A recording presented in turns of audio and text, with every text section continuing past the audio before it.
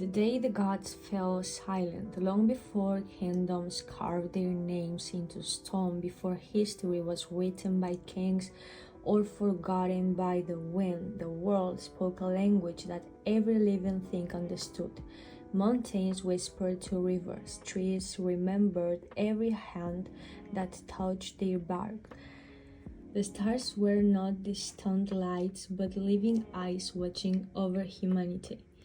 And the gods still walked among people, not as rulers sitting on golden thrones, but as strangers, a tired traveler asking for water, an old woman offering advice at the crossroads, a child asking impossible questions. The wise knew this secret. Treat every soul as if it carries a piece of heaven, they would say, because sometimes it did. In those days there lived a young sculptor named Kale. His hands could shape stone so perfectly that people believed he had stolen the craft from the gods themselves.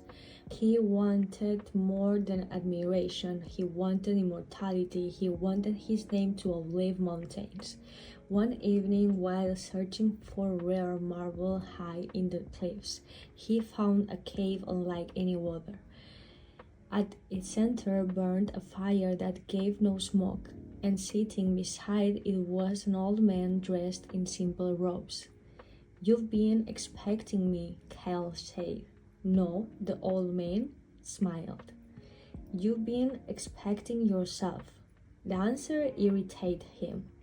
"I seek the secrets of becoming unforgettable." The old man threw a handful of sand into the fire.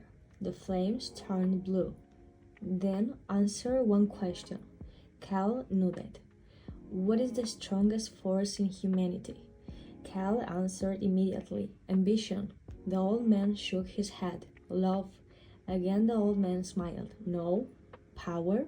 "No." "Knowledge?" "No." Hours passed. Cal named courage, fear, hope, faith, war, beauty, and even death itself.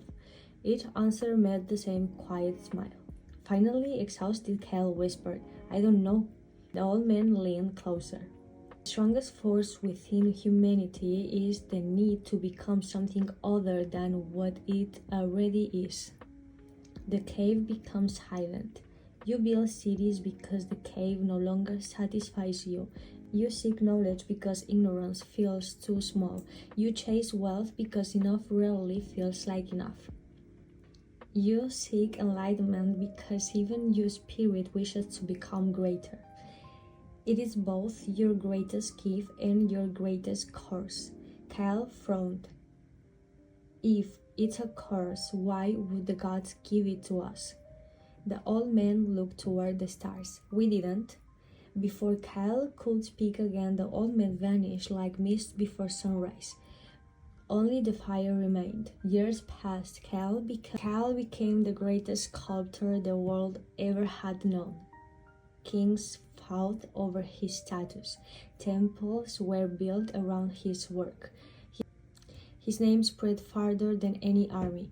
Yet every achievement left him strangely empty. Each masterpiece felt complete for only a single day before another impossible vision appeared in his mind. His hunger grew faster than his success. One night, exhausted by his own ambition, he returned to the mountain cave. The fire still burned. The old man was waiting. "You've learned something," he said. Kyle nodded. "I achieved everything I wanted, and it wasn't enough." The old man smiled. "Exactly. Gods never envied human strength. They never envied human intelligence. They envied one thing, your ability to grow." Kale stared. "If we never felt satisfied, then you misunderstand growth." The old man reached into the fire and pulled out a glowing ember without burning his hand. "Humans believe growth means becoming bigger. The gods know growth means becoming deeper." The ember slowly cooled into an ordinary stone. A tree does not compete with another tree. A river does not race another river. The sun does not shine brighter because yesterday was cloudy. Only humans measure themselves against shadows. For the first time, Kel remained silent. The old man continued, Your nature is not to possess, it is to experience, not to conquer life, but to participate in it. When you forget this, you're being worshipping your own reflection, and every mirror eventually becomes a prison. The cave walls seemed alive now. Covered with ancient carvings Kel had never noticed before. They showed children becoming elders, seeds becoming forests, ash becoming fertile soil. Every ending feeding a beginning. The universe wastes nothing, the old man whispered. Not joy, not suffering, not failure. Everything transforms.